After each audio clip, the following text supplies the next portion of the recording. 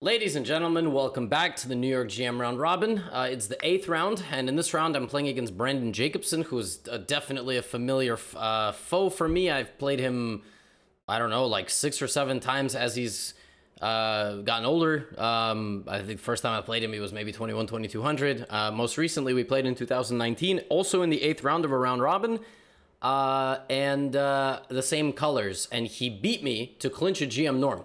So this time around, I am going to beat him to not clinch anything because I'm only 3.5 out of 7, obviously. And it was really difficult to get myself motivated for this game. I'm not going to lie. For those of you that watched yesterday's depressing evening round, I was still upset this morning. Like, normally sleep, your body just kind of like, no, I was still pretty pissed off. But I managed to motivate myself. I said, all right, here we go. I played D4. And throughout this tournament, he's been playing the King's Indian defense, which I actually thought he might go for because I kind of showed what I play against it. So I really spent my morning just kind of reviewing 4 pawns attack stuff, and then he played the Queen's Gambit decline. Okay, I also knew what he was going to play here, just from briefly checking his games. He was either going to play the super unorthodox h6 or knight d7, which is just a solid, QGD sideline. There are critical ways to attack this. You can also just turn this into a regular Queen's Gambit declined exchange variation, but that's not as good because you've already put your knight here. Normally in that variation, you play e3, f3. This knight comes here. So I said, okay, I'm going to play in the same way that I played against Chibiao, which is like this. And the difference is that black has not played c6, so it's not a semi-Slav. Black plays a6 instead. I actually played like this against Robbie Kevlishvili in Washington Congress, but I improved the system a lot. I did not play so passively. So we go here, and all I remembered from my notes is that here you play rook c1. This was all I remembered. And now I know that black can play c5, black can play queen e7. Here I've had Blue Baum entitled Tuesday play this move against me. I was like, just sitting there waiting for him to make a move, and he did. He actually surprised me by taking, which I've never seen before, and apparently for good reason, because this position has been reached thousands of times, and this position has barely been reached. And black's point is to strike back with c5. But what I didn't understand about this was, isn't this surrendering a little bit too much? Like, doesn't this let me go d5, which I'm very happy about? I started calculating d5. I also thought about just not doing anything, just playing like this. Like, you do something, Brandon.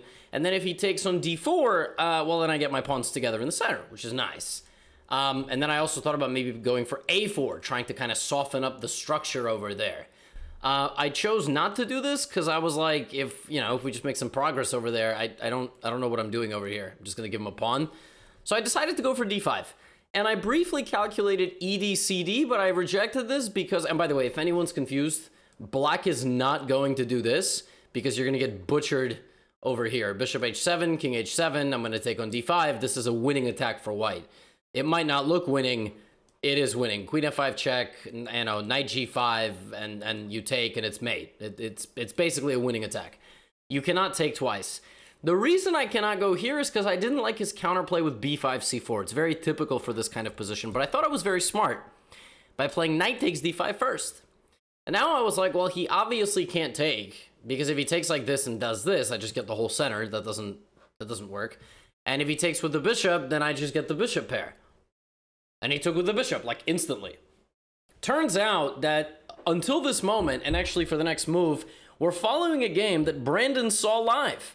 And actually, my friend also told me he saw live in Charlotte. I played in a tournament in Charlotte, and this game is following a game between Michael Brown and Gauri Shankar, who at the time of this game, Michael Brown was with the black pieces, Gauri Shankar was with the white pieces. Very funny situation. Last round of a tournament, both sides have to win to get a norm and actually clinch their titles. Gauri has to win with white to clinch an IM norm in the title, and Michael Brown has to win with black to clinch his title. So I didn't know this. My friend told me after, and even Brandon told me after. I had no clue. I just played e4. So the plan in my position is to play e5. The plan in his position is to play c4 and fight along the dark squares. It's a really imbalanced position. I was expecting queen c7 or rook e8. He chose rook e8. I played rook e1. I'm about ready to play this move. Now at this point, I'm thinking, okay, he's got to go queen c7. He obviously can't let me go e5. And once he plays queen c7, I was going to figure out my next move. I can play h3 or g3 because I really want to go here, actually, and then jump in here, but then he takes, which doesn't work. And so I was thinking maybe g3, actually, to prevent knight h5, knight f4, maybe h3, and then, you know, he's going to come here, I'm going to back up, etc., etc. But then he did this, and now I'm like, wait a minute, that is allowing e5. Now, naturally, I'm also thinking just go back, stupid, which is how that game went, the game I just told you about. Just go back, and then we'll figure it out. Now, he can actually come after my rook. What I didn't like here after bishop to f4 is that I don't have a comfortable square for my rook. If I play rook c2, I mean, what are we even doing here? And I actually kind of wanted to sack the exchange. Like, I wanted to maybe play e5, bishop c1, go for something like this. The problem is that this is no good. And I actually thought during the game it was because he can go knight, like, you know, some knight move, but he actually can just take on e5. He just gets rid of both my center pawns. And now he has a rook and 2 pawns for 2 bishops, but he has really good control of the center of the board. His pieces are active. My bishops look good, but they're not actually attacking anything substantial. And he also has a 3-on-1, so he can just push his pawns. So I decided not to go bishop b1, and then I was thinking to go e5. Just straight up, just go e5. He can take, though. And when the dust settles, you know, he'll take here, and this is just not very good for me. Like bishop e5, rook e5, bishop e5, queen d5. It's 5 pawns for black, 4 pawns for white. So that doesn't make any sense. I'm just going to be down a pawn. So I'm like, okay, I can't play e5 either. But what if I take the pawn? And then I play e5. And I started calculating all sorts of wild lines. So I was like, bishop c4 first.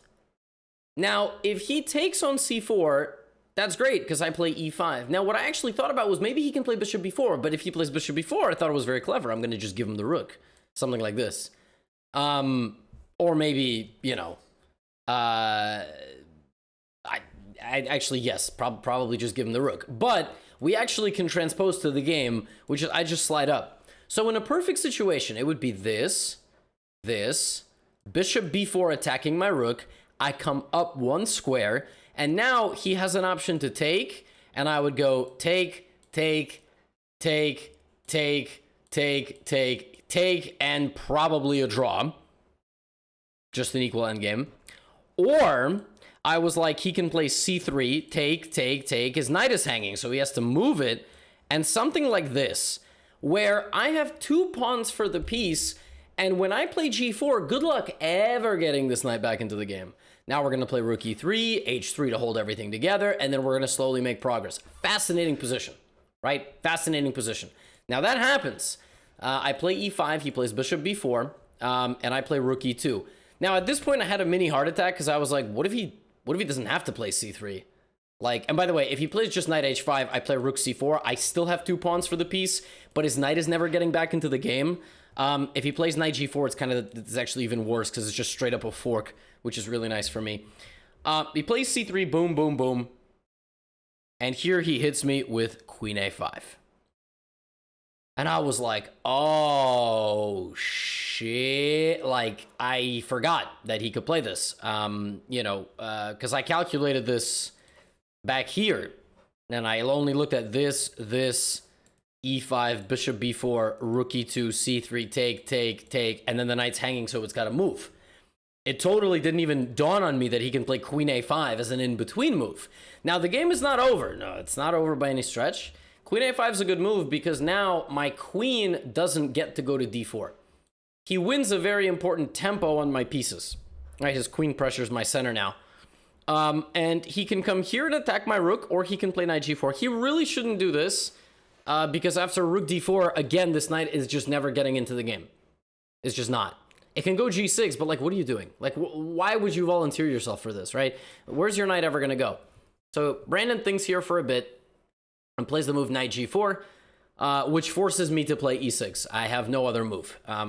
You know, I cannot desperately hang on to this pawn because the queen will butcher everything I own. That's why queen a5 is such a strong move. So e6, takes, and knight to c5.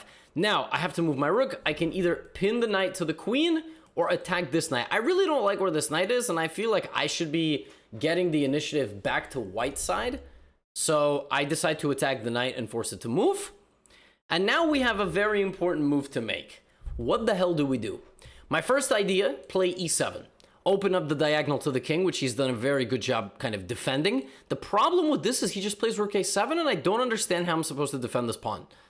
If I play rook d8, he just takes. Like, everything is defended. So that doesn't work. So I'm like, okay.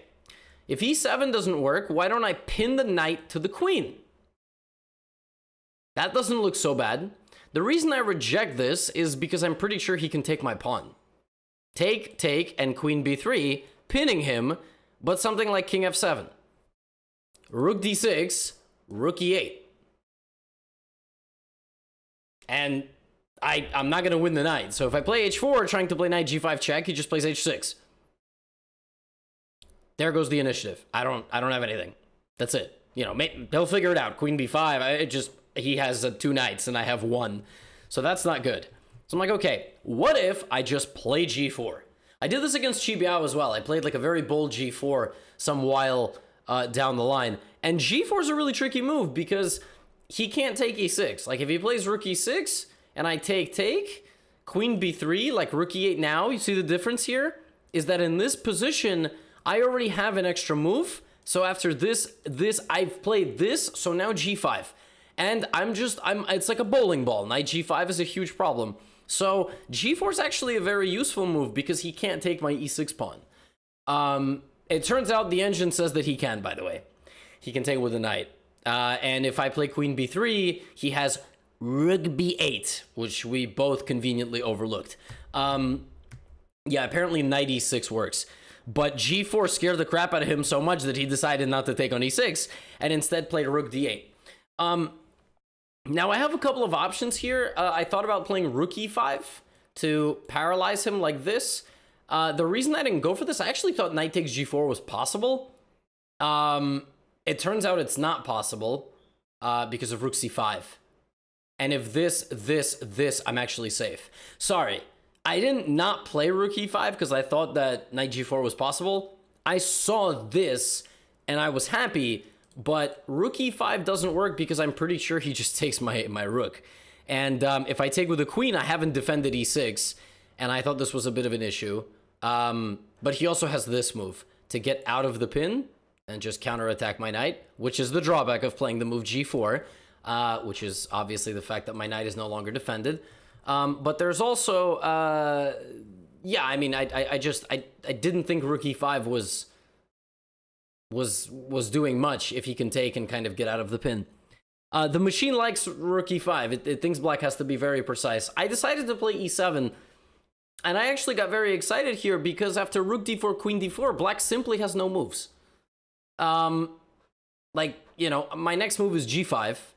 If he plays this, I'm gonna go rook e5. If he plays queen back to c7, I play like queen c4 check, king h8, rook e5. I mean, I have a huge initiative. Like knight d7. I mean, not don't hang your rook, but maybe queen f7 or something, and I'm just getting in. So I actually am very excited. I'm like, yo, this is awesome. Like oh my god, this is sick. I have so much counterplay. I don't know what his next move is. I mean, because I'm threatening rook e5. And this is where Brandon poured a cold bucket of water on my head and played the move queen a4, which is an amazing move. It did not occur to me the queen can let go of the knight. The queen uses the knight as a decoy to infiltrate my back rank. And I either have to lose the rook or back up and lose my knight. I'm like, damn. Or trade queens, which I really don't want to do, because if we trade queens, like, I mean, knight d5, actually not knight d5, that would be really nice. Knight d7, knight h5, I don't know, knight e4, you know, attacking my pawns. I just assume, you know, rook and knight versus rook and 2 knights in an endgame is just losing. So I'm like, okay, g5 doesn't work. Yeah, queen a4 is a tough move. Okay, so let's go queen c5, queen d1, rook e1, queen f3, give him a check, and also attack this pawn, and then we'll give him the g-pawn, but we'll defend e7. I take the knight, and I'm like, oh my god. It wasn't queen d1 he was after. He was after queen g4, which is even worse.